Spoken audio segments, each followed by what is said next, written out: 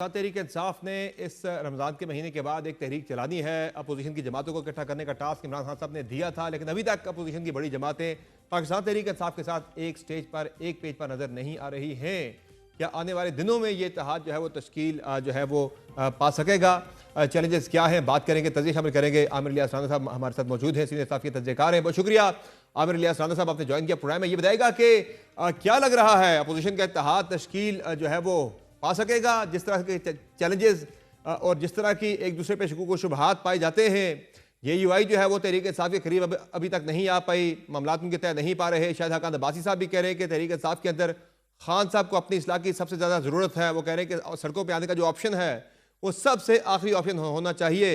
हालांकि ज़रा तहरीक इंसाफ की अगर आप रिसेंट पास देखें तो सड़कों पर आने का ऑप्शन सबसे पहला ऑप्शन तहरीक इंसाफ का रहा है। तो ये बन पाएगा ये इत्तेहाद? देखें, जिन लोगों के साथ पीटीआई इस वक्त चल रही है, अगर कोई सियासी तौर पे जिसमें अहमियत है और मैटर करते हैं तो वो तो जेयूआई है। जी हाँ। और अगले मरहले पे जमात इस्लामी है, जो जमात इस्लामी की एक पॉलिसी तो चल रही है कि वो किसी के साथ नहीं चल रहे, और हाँ, वो जेयूआई वादे कर सबके चुके साथ हैं, चलने जमात को इस्लामी तैयार है। वादे कर चुकी है कि हमने इस इत्तेहाद में नहीं आना। तहरीक इंसाफ पे उन्हें जी, शकूक व शुबहात है जी, उन्हें। मैं यही कह रहा हूं कि वो कह रहे हैं कि हमने किसी के साथ नहीं आना, लेकिन जी वो हाँ। बतौर मुबस्सिर उस दिन कॉन्फ्रेंस में उनके लीडर आए भी सही। जी हाँ। जेयूआई भी बतौर मुबस्सिर आई, और जेयूआई के गिले शिकवे भी हैं कि आपको हमने 26वीं तरमीम नरम करा के दी और आपने हमारे गले डाल दिया, जबकि आप सब हमारे साथ थे, ऑन बोर्ड थे। अब जो शाहिद खाकान अब्बासी साहब, जिन्हें कौमी एजेंडा बनाने की स्टेयरिंग कमेटी का सरबराह भी पीटीआई ने बनाया है, जिसमें मुस्तफ़ा नवाज खोकर भी हैं, जिसमें जेयूआई के लोग भी हैं, सब हैं, लेकिन जेयूआई की क़यादत ने तो बड़ा खुल्लम खुला कहा। सेनेटर कामरान मुर्तज़ा ने वाज़ेह बताया कि हमने असद कैसर साहब को अपने तहफ़्फ़ुज़ात बता दिए हैं।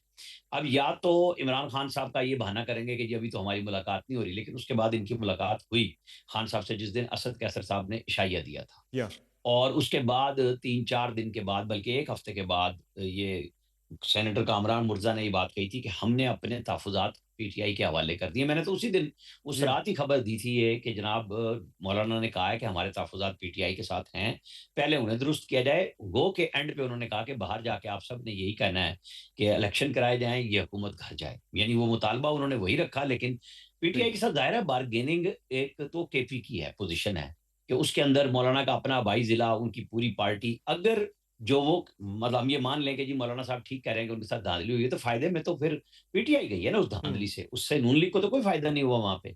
इनके लोग जो हारे हैं, खुद मौलाना फजलुर रहमान डीआई खान से आ रहे हैं, तो वो किसके खिलाफ आ रहे हैं? वो अली अमीन गंडापुर से आ रहे हैं। तो जो तहफ़्फ़ुज़ात हैं, वो चाहे वो कुछ अज़ला में अपनी, जैसे पीपल्स पार्टी पंजाब में मांग लिया कि हमें मुस्लिम लीग नून की तरफ से गिला है कि हमें, जहाँ हम जीते भी हैं, हमें वो डीसी, एसपी हमारे अंडर नहीं किए गए, जैसे सिंध में है। पंजाब में तो उन्होंने अपने लोगों के अंडर भी नहीं किए। तो मौलाना के भी बड़े तहफ़्फ़ुज़ात हैं। मौलाना का दोनों तरफ से ठीक है, वो गवर्नमेंट से भी मिलते हैं, उन्होंने कुट्टी तो जब इमरान खान से ही नहीं की। सही है। जब इमरान खान मुश्किल में आए तो गवर्नमेंट से क्यों करेंगे, जो हर दफ़ा उनके पास पहुँचती है, वज़ीर आज़म पहुँचते हैं, वज़ीर दाखिला पहुँचते हैं। ये बड़ा मुश्किल काम है, हालाँकि होना ये बड़ा आसान चाहिए कि पीटीआई बड़ा एक तो दिल करे, एक तो मौलाना को और इत्तेहाद की बाकी सब सरबराही का जमातों भी को मामला अकोमोडेट है। करने की ऑफ़र करे। इत्तेहाद की सरबराही का मामला भी है। कुछ देर पहले फैसल चौधरी साहब ने हमारे प्रोग्राम में ही तकरीबन कंफर्म किया इस बात को कि जो इत्तेहाद की सरबराही का मामला है उसमें वो कह रहे हैं कि तहरीक इंसाफ सरेंडर करने को तैयार है जेयूआई के हक में। लेकिन सिर्फ सरबराही की बात नहीं ना होगी, जब बात होगी तो उसके अंदर ओवरऑल मुल्क के तमाम आम इंतखाबात जब होते हैं, क्योंकि ये तहरीक जो चलेगी ये तो आम इंतखाबात कराने जी के हाँ। लिए होगी, हुकूमत को गिराने के लिए चलेगी। बिल्कुल। कोई मुज़ाकरात के लिए तो नहीं चल रही ना, अगर तहरीक चलनी है। और पीटीआई की तो पहली मंशा ये है, शाहिद खकान अब्बासी साहब बेशक कहते रहे, तो वो किससे जाके मुज़ाकरात करेंगे? फौज इनके पास आएगी चल के कि हम्म। जी आप हमसे मुज़ाकरात कर लें, आप हमें उड़ाने के लिए आए थे, आप बगावत कराने आए थे। लेकिन लेकिन एक तो इमरान लेकिन खान तो ये काम नहीं कर लेकिन रहे ना, आमिर इमरान साहब खान तो अपनी पार्टी को ये पहले दिन से कह रहे ये हैं कि जी आप मुज़ाकरात जाएँ के लिए रोड भी पे एक अच्छी और अपॉर्चुनिटी इनकलाब बन लेके सकती आएँ। है ना अपोजिशन इत्तेहाद के जरिए। राना सनाउल्लाह साहब भी पिछले हफ्ते ये फरमा रहे थे कि ये इत्तेहाद अगर बनता है तो हमारे लिए अपोजिशन को एंगेज करना, मुज़ाकरात, बातचीत करना हमारे लिए आसान हो जाएगा जब उस इत्तेहाद में मौलाना फजल रहमान, शाहिद हकान अब्बासी जैसे लोग मौजूद होंगे। तहरीक इंसाफ के साथ वो कह रहे थे बात करना ज़रा मुश्किल है। दूसरा, कल शाहिद हकान अब्बासी साहब भी हमारे प्रोग्राम में ये कह रहे थे कि अगर गवर्नमेंट कोई दावत देती है तो हम करेंगे एंगेज, गवर्नमेंट के साथ बातचीत करेगा ये इत्तेहाद अपोजिशन का।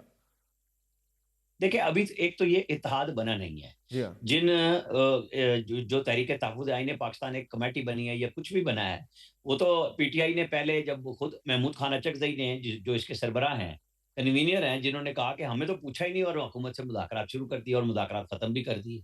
ये तो खान साहब का है ना कि ये हम्म। तहफ़्फ़ुज़ात तो जितने लीडर बैठे हुए हैं, आपकी और हमारी गुफ्तगू के दरमियान भी मुख्तलिफ जमातों के लोग जो सर निकाले खड़े हुए हैं स्क्रीन के अंदर भी, ये भी कहते हैं कि हमें ये बताएँ सीएमएलए कैंसल माई लास्ट ऑर्डर जो है इमरान खान की तरफ से कब आएगा? कि हम आपसे बातचीत कर रहे हैं, हम आगे जाके गवर्नमेंट से बात करें और आप हमें कहें कि डिसोन कर दें। तो जब तक वो तहफ़्फ़ुज़ात दूर नहीं होते, तब तक तो ये दाग बिल नहीं डाली जा सकती। सरबराही अकेली मौलाना फजल रहमान लेके और इमरान खान कहें कि अकेले आप सरबराह घर बैठे रहें, हम तो नहीं आपके साथ चल रहे। तो मौलाना इतने बच्चे तो नहीं है कि वो इस तरह फटाफट चल जाएँ। वो अच्छा, मौलाना एक और नवाज़ शरीफ और ज़रदारी साहब के साथ डील कर चुके हुए हैं। एक कामयाब सियासी इत्तेहाद को वो हुकूमत में बदल के पीडीएम की सूरत एग्जैक्टली। में दिखा चुके हुए हैं। तो वो ऐसे में इमरान खान के लिए, सिर्फ इमरान खान के लिए तो नहीं ना जाएँगे। वो तो फिर ऐसा ही एक है। ओवरऑल डायलॉग होगा, हाँ, ग्रैंड वो डायलॉग वाज़ेह का कर भी मतलब चुके ये हैं है कि मौलाना उसके फजल अंदर रहमान सब साहब कि लोगों के साथ अपोज़िशन का बैठना एजेंडा होगा। एक शख्स की रिहाई नहीं होना चाहिए, बल्कि उससे बड़ा और वसी होना चाहिए। तो वो ये तहरीक-ए-इंसाफ पे बावर करा चुके हैं तहरीक-ए-इंसाफ को कि खान साहब की रिहाई जो है वो हमारा मत्ता नज़र नहीं है। देखिए, वो जब कहते हैं ना तमाम सियासी कैदियों पे बात होंगे तो उसमें खान साहब एक हिस्सा होंगे, सिर्फ एक खान साहब नहीं होंगे। तो ये पीटीआई के लिए सुहाने हुआ है कि इमरान खान को जाके इनमें से सच्ची बात है पैगाम देता कौन है? सच, क्योंकि मुझे तो ये पता है पीटीआई की लीडरशिप खान साहब से बात नहीं कर सकती।